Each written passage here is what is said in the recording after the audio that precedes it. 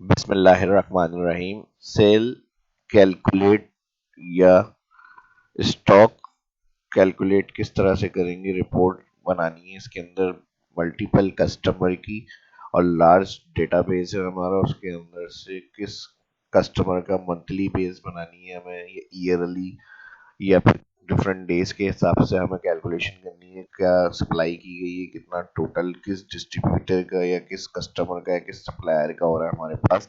तो ये सारी कैलकुलेशन पार्टी वाइज किस तरह से कैलकुलेट होगी, अमाउंट, ये सब आज की इस वीडियो के अंदर मिलेगा सीखने को। तो एडवांस में लाइक कर दो, जो फर्स्ट देख रहे चैनल को सब्सक्राइब करें। माइक्रोसॉफ्ट एक्सेल को ऑन करेंगे, सिर्फ डाटा यहाँ पर एंट्री हुई हुई है और इसको एनालाइज करना है पूरा, और स्टार्ट से एंड तक सारे स्टेप्स इसके अंदर सीखने को मिलेंगे। तो यहाँ पर हमारे पास आप कस्टमर नेम भी रख सकते हैं, ठीक है, सप्लायर नेम, डिस्ट्रीब्यूटर कोड मैंने रखे हुए हैं यहाँ पे। डिस्ट्रीब्यूटर कोड के हिसाब से कुछ सप्लाई की गई है, सेल्स किया गया है। इसके बाद हमारे पास रेट लिखे हुए हैं, उसकी क्वांटिटी लिखी हुई है, और ये डाटा हमारे पास तकरीबन आ रहा है 200 प्लस रिकॉर्ड्स हैं, ठीक है जी ये। और इसको अब हमें अलग से इसको सेट इस तरह से करना है रिपोर्ट कि किस डिस्ट्रीब्यूटर कोड के ऊपर कितना स्टॉक सेल हुआ है, ये कितना उसका अमाउंट टोटल हुआ है। तो इसके लिए सबसे पहले हमें यूनिक डाटा चाहिए। यूनिक डाटा बनाने के लिए हम ये प्रोडक्ट नेम को ऑल सेलेक्ट करेंगे, कंट्रोल सी। अब जिस शीट पर हमें रिपोर्ट बनानी है, ये हमारी डबल क्लिक कर रहा हूँ मैं, डेटाबेस हो गई और ये हमारी रिपोर्ट हो गई।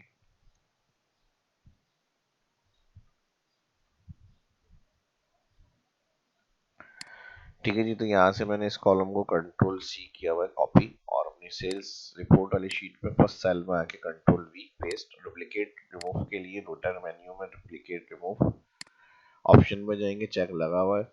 एक कॉलम में टोटल 185 डुप्लीकेट थी, ओके कर दिया हमने। अब नेक्स्ट हमें यहाँ पर क्या करना है, नेक्स्ट हमें यहाँ पे डिस्ट्रीब्यूटर कोड को यूनिक निकालना है। तो हम यहाँ से इसको भी कॉपी कर लेंगे और कंट्रोल सी, सेल्स पे आ जाएंगे। अब यहाँ पे ये चीजें हमारी रिमूव नहीं हो, डुप्लीकेट रिमूव करने के लिए मैं यहाँ पे इसको पेस्ट कर रहा हूँ, कंट्रोल वी, डिस्ट्रीब्यूटर कोड पे क्लिक, और यहाँ पर जाएंगे रिमूव डुप्लीकेट होके। तो अब यहाँ पे 275 रिकॉर्ड्स डुप्लीकेट्स आ रहे थे, तो इसको मैंने रिमूव करा।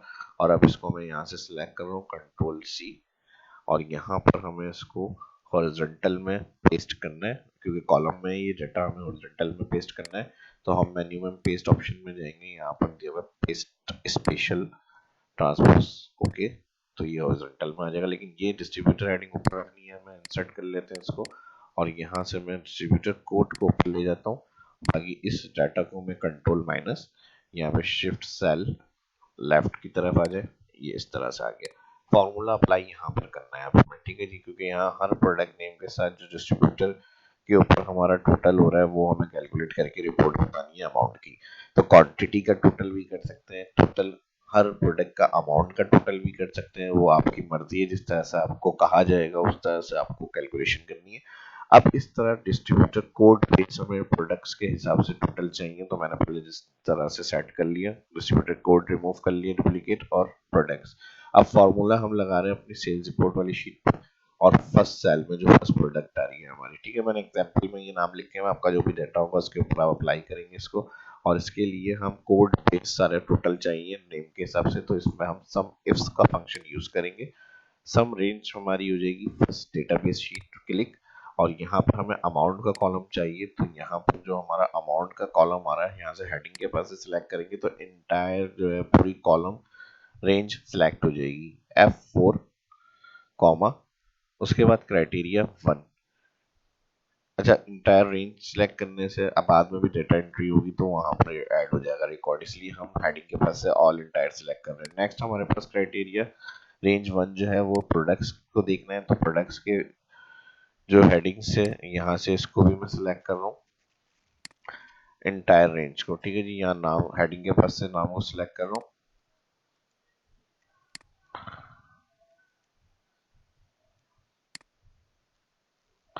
सी कॉलम में मेरी एंट्रीज हैं सारी प्रोडक्ट्स नेम, तो यहाँ से सी कॉलम इंटायर सिलेक्ट F4, ये भी वन टाइम F4 और ये भी वन टाइम F4 कॉमा या क्राइटेरिया 1। अब हमारी जो सेल्स रिपोर्ट जहाँ फॉर्मूला लग रहा है उस शीट पे क्लिक, फर्स्ट नाम सिलेक्ट करेंगे प्रोडक्ट्स का और इसको कॉलम वाइज फिक्स करेंगे ताकि ये राइट ड्रैग नहीं हो, डाउन ड्रैग हो जाए।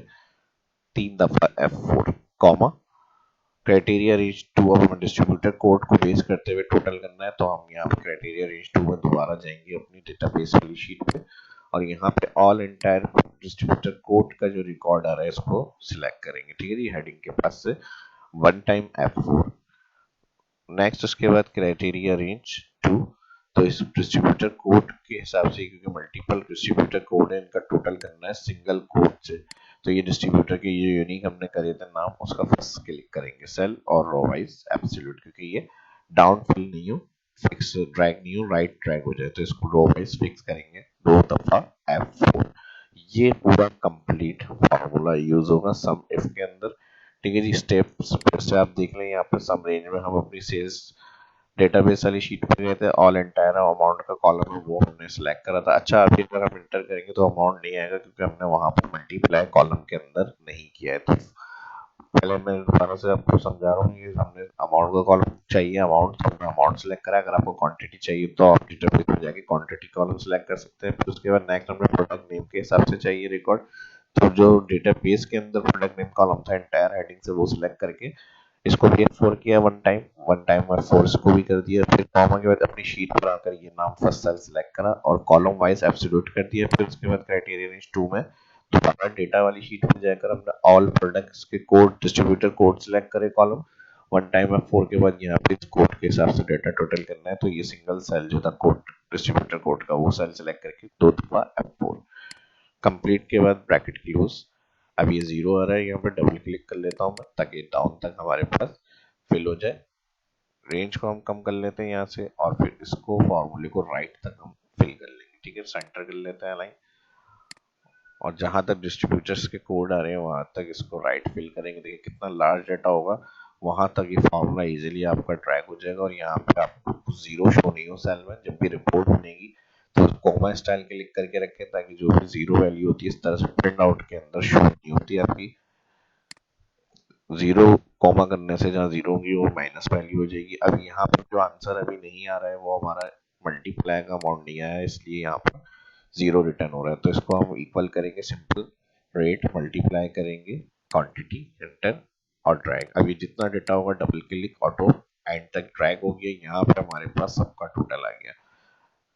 ये हैशेस अगर बने हुए आ रहे हो तो स्पेस की वजह से इशू होता है। डबल क्लिक कर दें, यहाँ से ऑल सेलेक्ट होगी शीट आपकी और किसी भी एक कॉलम पर डबल क्लिक करेंगे तो ऑटो कॉलम फिट हो जाता है। इस तरह से आपने एक शीट से जिसमें आपने डेटा एंट्री करी हुई थी आपसे कहा जाएगा कि आप उसकी रिपोर्ट बनाएं और हर कस्टमर्स के हिसाब से हमें टोटल बताएं उसका क्या हो रहा है। तो आप इजीली देखें इस तरह से एनालाइज करेंगे। अपने नाम को रिपोर्ट डुप्लीकेट बता दिए मैंने, डिस्ट्रीब्यूटर को यूनिक करा, क्लाइंट कस्टमर जो भी होंगे उनको यूनिक करा। अब उनकी टोटल रिपोर्ट बनाना कोई मुश्किल नहीं है। जब आपने ये सब कर लिया है तो बस आपको अब क्या करना है, इसको मैं हटा देता हूँ। यहाँ जो यूनिक लिस्ट के लिए मैंने कॉपी पेस्ट किया था, अब आपको सिंपल कुछ नहीं करना, सिर्फ यहाँ पे टोटल अमाउंट की हेडिंग देनी है।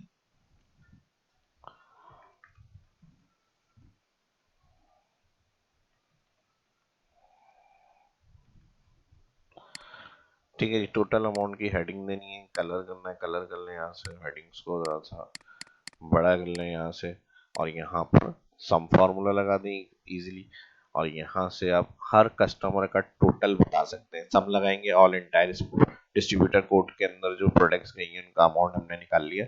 अब इनका क्या बिल बना है टोटल, यहाँ पर सम फार्मूला लगा देंगे आप टोटल अमाउंट के पास। ठीक है जी, इस सेल के अंदर और एंटायर कॉलम सेलेक्ट कर लेंगे फर्स्ट डिस्ट्रीब्यूटर का और एंटर कर देंगे। ये आ गया फर्स्ट डिस्ट्रीब्यूटर का टोटल अमाउंट जो बिल बना है इनका 28,596।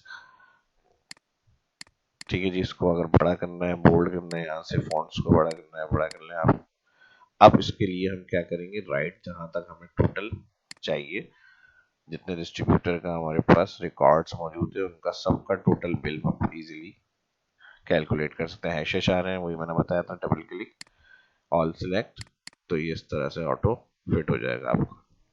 ठीक है जी, और इसको बॉर्डर्स वगैरह देना है, यहाँ से आप सिलेक्ट करें और इसको आप कर लें थिक बॉर्डर, आउटसाइड बॉर्डर और फिर यहाँ से इसको ऑल सेलेक्ट करके यहाँ पे भी बॉर्डर अप्लाई कर सकते हैं। ठीक है जी, तो हर कस्टमर का उसका टोटल आप किस तरह से कैलकुलेट करेंगे सेल्स रिपोर्ट या फिर स्टॉक कैलकुलेट शीट्स वगैरह के बाद उनका अमाउंट डिस्ट्रीब्यूटर के हिसाब से, कस्टमर के हिसाब से, पार्टी के हिसाब से, वो मैंने कैलकुलेशन और फॉर्मूलेस के अंदर आपको समझाए।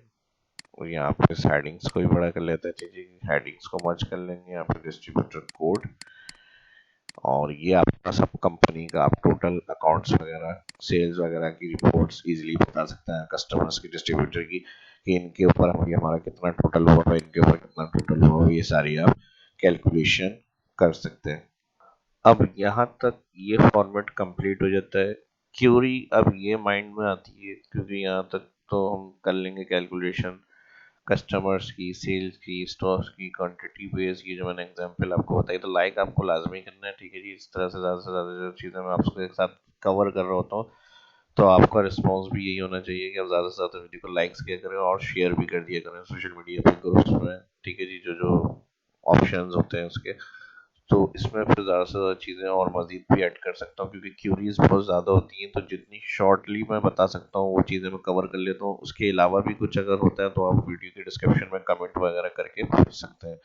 ठीक है जी, इसके अलावा अब हम अगर ये माइंड में सवाल आ रहा है कि इसकी पेमेंट रिसीविंग जो होती है वो अगर हमारे पास आ रही है कस्टमर के हिसाब से, तो वो किस तरह से हम ऐड कर सकते हैं इसके अंदर। तो यहाँ पर ज़्यादा मुश्किल कुछ भी नहीं है, जब इतना बड़ा काम आपने अपनी आसानी से कर लिया है, अगर वीडियो अपने कंप्लीट स्टेप्स देखे हैं सारे, तो ये भी आप आराम से कर सकते हैं। यहाँ पर आप कुछ भी ज़्यादा कुछ करने की ज़रूरत नहीं है। यहाँ पर आप जो होगा टोटल अमाउंट के बाद ये जो सारे ऑप्शंस आ रहे हैं, यहाँ से आप रॉ की हाइट को सिलेक्ट करके किसी भी एक रॉ को बड़ा करें, और यहाँ से इसको आप सिलेक्ट करें इतना, जो रेंज आपको जहाँ तक आगे काम करना है। ठीक है जी, जो जो कस्टमर्स के डिस्ट्रीब्यूटर हमारे पास रिकॉर्ड्स हैं उसके यहाँ तक आप सिलेक्ट, एक एग्जाम्पल मैं दे रहा हूँ, आप इसको फिर आगे और मजीद बढ़ा के कंटिन्यू कर सकते हैं। शीट ऑल बॉर्डर कर लिया आपने, और बॉर्डर के बाद इसको मैं यहाँ से बड़ा कर लेता हूँ। अब जिस डेट की जो पेमेंट्स आई है आपके पास, आपने सिंपल यहाँ पे बस एंट्री कर ली उसकी 1 अप्रैल, और 1 अप्रैल पेमेंट रिसीविंग आपकी है भाई, क्योंकि ये भी तो माइंड में आ रहा है ना कि भाई जो कस्टमर्स को सिर्फ सेल ही नहीं हो रही है, हमारे पास पेमेंट रिसीव भी हो रही है, तो कितनी हमारे पास उनकी बैलेंस में बची हुई है पेमेंट, वो हमारे पास हर मंथ के टोटल में होनी चाहिए। तो बस आप इस शीट पे आके इसको कंटिन्यू करें। 1 अप्रैल को मिसाल के तौर पे इसका टोटल अमाउंट 28,000 बना, और यहाँ पे 1 अप्रैल को इन्होंने पेमेंट्स हमारे पास रिसीव ऐड करा दी 15,000। ठीक है जी, और इसको भी मैं फिर यही कहूँगा आप ऑल सेलेक्ट करें, और ऑल सेलेक्ट के बाद थोड़ा सा फॉर्मेट अच्छा सा रखें अपना, बोल्ड वगैरह। ठीक है जी, ये आपकी पेमेंट रिसीविंग की आ गई, तो ये रिकॉर्ड आपका आ गया। अब जब एंड ऑफ मंथ होगा अप्रैल, जैसे 30 मंथ तक की डेट आपने ट्रैक करी हुई है, अब वो भी आप इस शीट पे बनाना चाहते हैं इस शीट पे बना सकते हैं, वरना तो पेमेंट रिसीव की शीट आप अलग भी बना सकते हैं। ठीक है जी, अगर आप इसी शीट पे कंटिन्यू करना चाह रहे हैं तो इसी शीट पे कर लें, वरना तो अलग शीट पे भी आप यहाँ पे शीट ऐड कर लें, पेमेंट्स रिपोर्ट। ठीक है जी, जो यहाँ पे जो फिर कस्टमर्स की पूरे महीने की जो पेमेंट्स वगैरह होंगी वो आप यहाँ पर ऐड कर लें।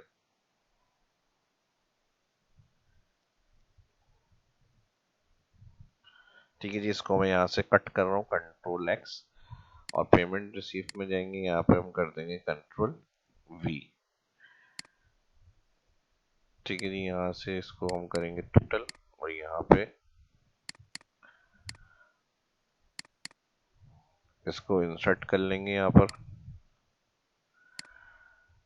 अब यहाँ पे आपको क्या करना होगा, इसकी जो टोटल अमाउंट की वैल्यू आ रही है ये भी यहाँ से आप एक काम करेंगे, Ctrl+C कॉपी, पेमेंट्स में आके यहाँ Ctrl+V करेंगे। ठीक है जी, टोटल अमाउंट अब क्या बन रहा है इनका, इक्वल लगा लें यहाँ पे। अच्छा, इससे ऊपर एक डिस्ट्रीब्यूटर का जो है वो भी कोड हम ले लेते हैं यहाँ पे। तो इस तरह ईच एंड एवरीथिंग, हर चीज आप इसमें ऐड करके कैलकुलेट कर सकते हैं, रिपोर्ट बना सकते हैं। ठीक है, रिपोर्ट का मतलब ये होता है कि कोई चीज उसमें रह नहीं जाए, जो जो चीजें हैं वो आप अपनी सारी डिटेल बताएं सारी चीजों की। तो इन चीजों को अब हम यहाँ से, मैं इसको सिलेक्ट कर रहा हूँ,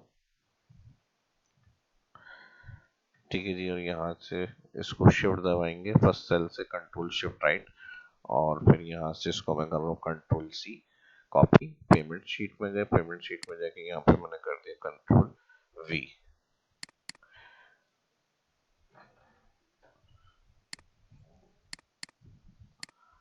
ठीक है जी, और यहाँ से फिर इसको भी सिलेक्ट करेंगे, अलाइन, सेंटर, बोल्ड, और अब यहाँ पर जो होगा इसको हम डिस्ट्रीब्यूटर कोड कर लिया, और यहाँ पे मैं इसको नीचे शिफ्ट कर रहा हूँ और यहाँ से इसको भी नीचे शिफ्ट कर रहा हूँ। ये आपकी हेडिंग्स इधर शिफ्ट हो जाएंगी। ठीक है जी, थोड़ा सा डिफरेंट लुक में आएंगी ये चीज़ें, और यहाँ पर आपकी रिसीविंग डेट्स आ जाएंगी सारी। कॉलम को सेंटर कर लेते हैं हम, और यहाँ पर अब इक्वल लगाएंगे जो हमारी सेल्स रिपोर्ट शीट है, इनका टोटल अमाउंट किस कस्टमर का क्या बन रहा है, यहाँ पे जो फर्स्ट डिस्ट्रीब्यूटर का टोटल है। ठीक है जी, इसको सिलेक्ट करेंगे यहाँ पे और एंटर। ठीक है जी, सेल रिपोर्ट शीट पे फर्स्ट सेल पे क्लिक करके एंटर, तो ये टोटल अमाउंट बना था इस डिस्ट्रीब्यूटर का। अब आपने यहाँ से इसको क्या करना है, राइट पे ले जाएंगे, जितने कस्टमर्स के होंगे सारे सबके टोटल आ जाएंगे हमारे पास। और यहाँ हैश का प्रॉब्लम मसला है, यहाँ पे click, double click, auto fit खोजेंगे कॉलम, ऑल बॉर्डर दोबारा से अप्लाई कर लें। अब लास्ट डिस्ट्रीब्यूटर का जो है 2326 का 228 आ रहा है, देख लेते हैं यहाँ पे, देखिए बिल्कुल सही है। ठीक है जी, 228, और कस्टमर कोड क्या है, 2326। ठीक है जी, तो ये सारा ऑटोमेटिकली अपडेट डाटा होगा, इसके अंदर से कोई भी चीज़ मैनुअल नहीं है, ये सब ऑटोमेटिक होगी। जैसे 2326 की रिपोर्ट है, हमने यहाँ पर एक काम कर लिया, इसमें हमने कुछ 2326 की जो रिपोर्ट है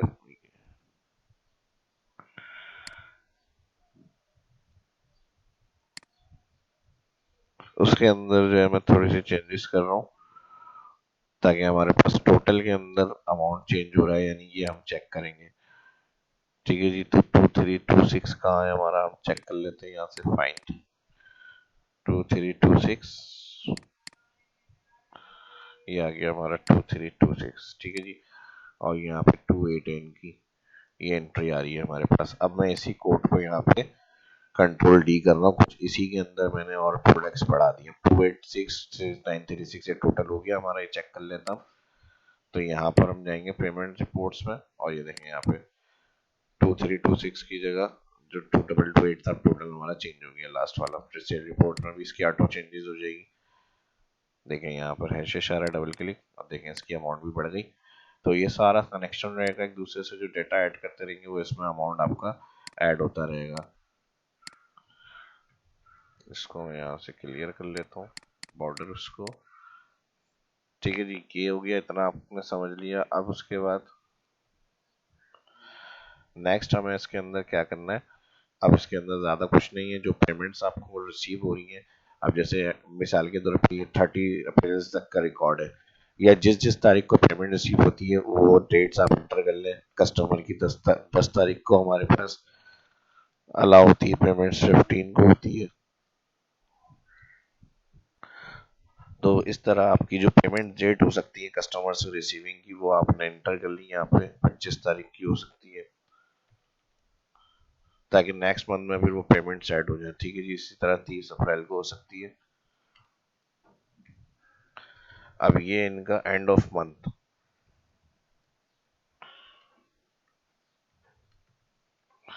end of month closing, closing balance कर लें।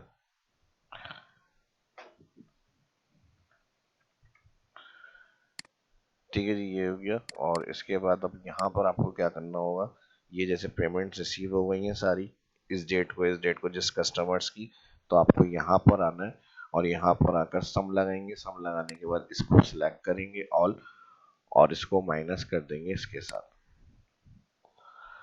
ठीक है जी, ये देखें माइनस में, यानी कि अभी हमें इनसे लेनी है पेमेंट, 15,000 दी है, 12,000 हमारी माइनस में, ब्रैकेट्स जो होते हैं इस तरह से माइनस में शो कर रहा होता है रिकॉर्ड्स को। तो ये पेमेंट्स हमें और मिलनी है। अगर आपको इस तरह चाहिए, इस तरह बना, तो एंड ऑफ मंथ इसको पहले कर लेंगे तो फिर प्लस में आएगा आंसर। तो इस तरह भी कर सकते हैं कि इसको इसके साथ माइनस कर दें, टोटल जो हमने करा ये वाला हटा दें। तो ये पेमेंट्स अभी हमारी रह गई है। अगर माइनस होगी तो जो पहले वाला तरीका है उस तरह से कर लें, एक ब्रैकेट वाला कि भाई ये पेमेंट्स रह गई थी, अब इन्होंने फिर उसके बाद हमें 10,000 दे दिए, फिर इनकी 2,000 पेमेंट रह गई तो फिर इन्होंने 2,050 पूरी क्लियर कर दी। ठीक है जी, तो इस तरह से ये आपकी क्लोजिंग एंड ऑफ मंथ की समरी निकाल सकते हैं। फिर इस तरह से जैसे आपने एक महीने का रिकॉर्ड बनाया, नेक्स्ट मंथ की पूरी तीनों शीटें कॉपी करें, डेट एंट्रीज वगैरह करें, बस टोटल फार्मूला वगैरह लगाएं और यहाँ पे डेट चेंज करना है। तो इस तरह से हर कस्टमर्स की जो पेमेंट्स आपको मिलेगी, जैसे आपने यहाँ पे लगा ली, इसको आप राइट पे ले जाए जहां तक डिस्ट्रीब्यूटर्स कोड आ रहे हैं।